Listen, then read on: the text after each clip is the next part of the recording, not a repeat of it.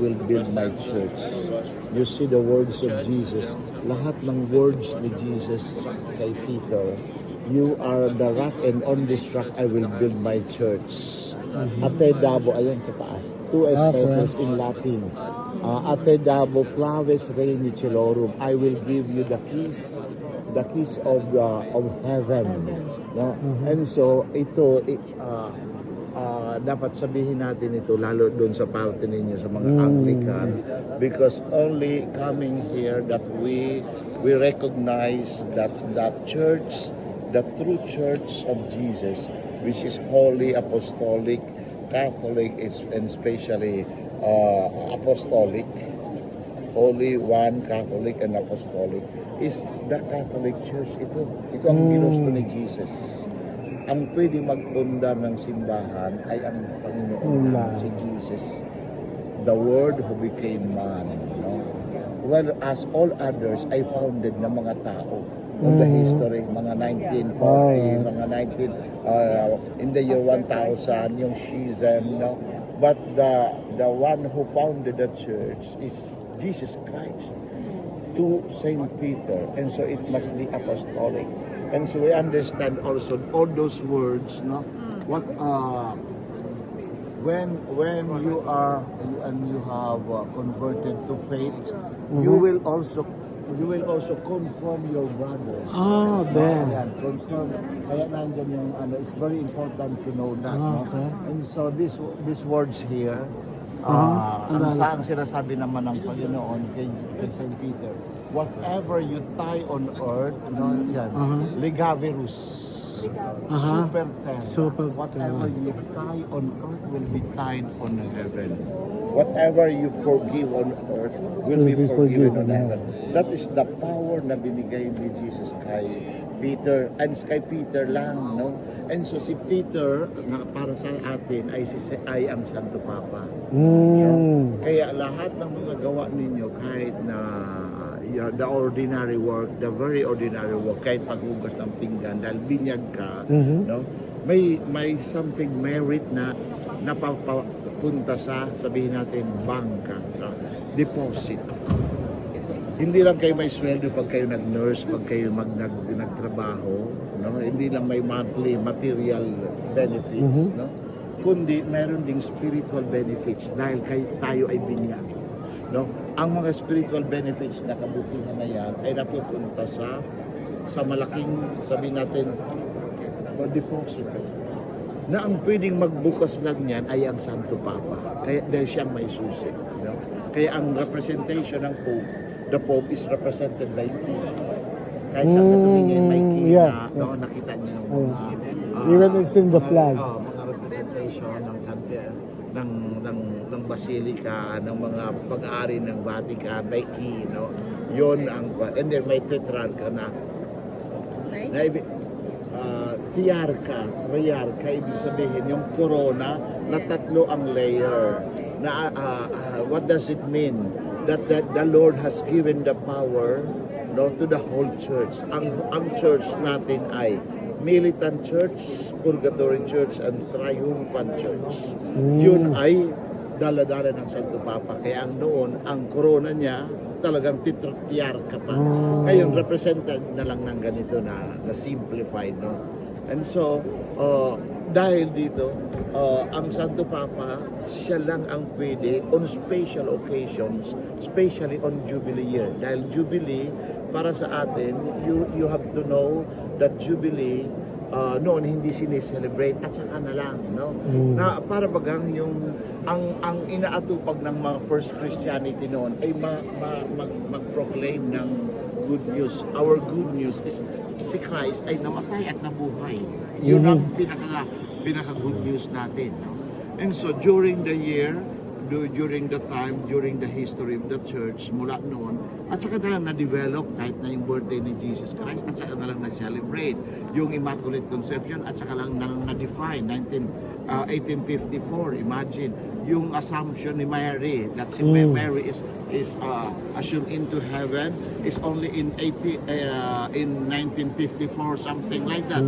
And so ang pinaka-target natin ng of our our faith is that that Jesus Christ has given His life to us, no? And so through this, the art, and even through the construction of the basilica, you learn, you see, no? Ewan ko kung na-imagine nyo ito, no? Na ang pinakatanda natin sa simbahan ay ang krus. Mula doon, ito ang horizontal, ito ang vertical, and then doon ay krus, okay? Okay, you see the pinakatanda. Dahil si Constantino, siya yung nakakita ng krus. No? When you see, because of this sign, you will win. And so nagpabinyag siya. Nanalo nga talaga siya laban kay Masencio. Kaya siya ang naging emperor. Kaya ang bilang pasalamat niya, bilang pag-homage niya, nagpagawa siya ng basilica. Ang nakikita natin ng basilica, no, is not the basilica which Constantine have constructed. This is only in 14th century. Itong nakikita natin. The original basilica is nasa baba yung foundation. Dahil ang basilica na pinatayo ni Constantino, year 6th-7th century. Sabi natin 600 years, okay? Or 500, 600 years. And so medyo hindi na yun masyado matatag. Sabi nila, suportahan nila. Sabi ni Michelangelo, no, susuportahan natin, mahina ito kahit na malakas ang suporta. Yung basilica mahina. Sabi ni Michelangelo, sabi ng all other artists, sculptors, engineers, architects, we remove everything, we cast down everything, and we construct one. Katulad pa rin ng inano ni Michelangelo, okay? Ni Constantino. And that is what we see now. If ever you come again in Rome, you have to enroll, you have to register, no? Sa Necropolis. That is the Vatican excavation, very particular.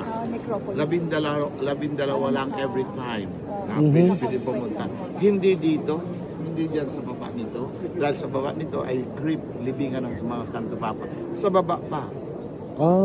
And so, mas makikita nyo, yung talaga dito, nakita natin ay yung parang sandalan lang, no? Kung saan si Peter inilibing.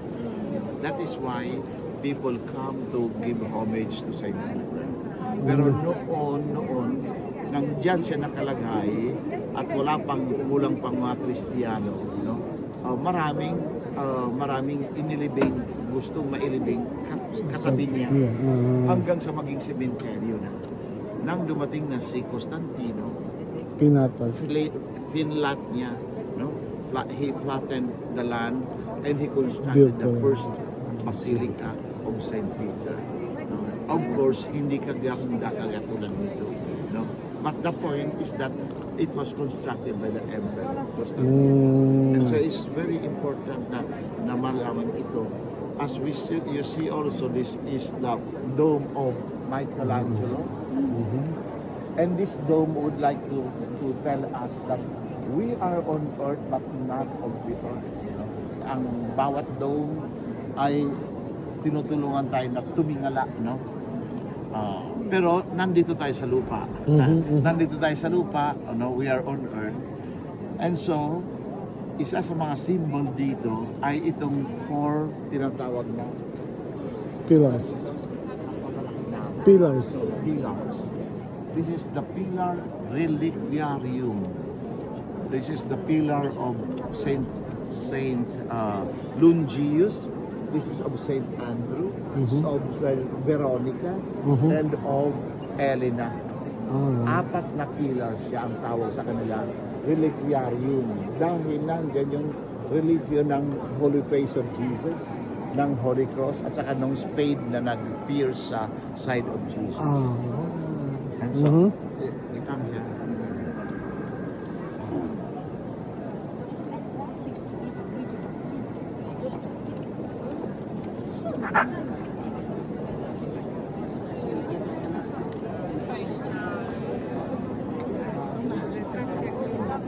This is Longius. Jesus. Siyang soldier na nag-pierce ng side ni Jesus and he get converted. And the spade ay nasa taas. Alright. And that is Reina Elena. Queen Elena, the mother of Constantine, and there must be the cross also, a piece of the cross. That is A relic of the cross. Veronica, Santa Veronica, no? Santa Veronica that depicts and states only that there is a true icon, Vera icon.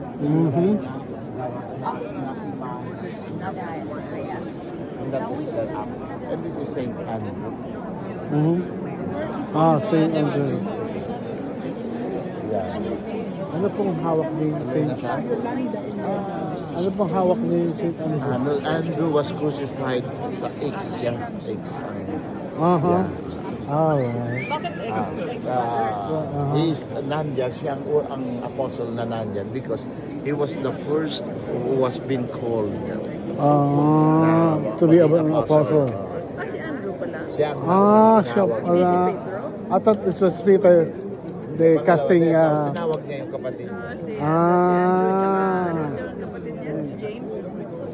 Si Andrew and Peter, magkakapit lang. Simon Peter. Bagsak yata. Okay. Ano yung father? This ito yun. And so, sa baba doon, yun ang crypt. Ay, nakapunta na kayo doon sa baba. Kami kahapon.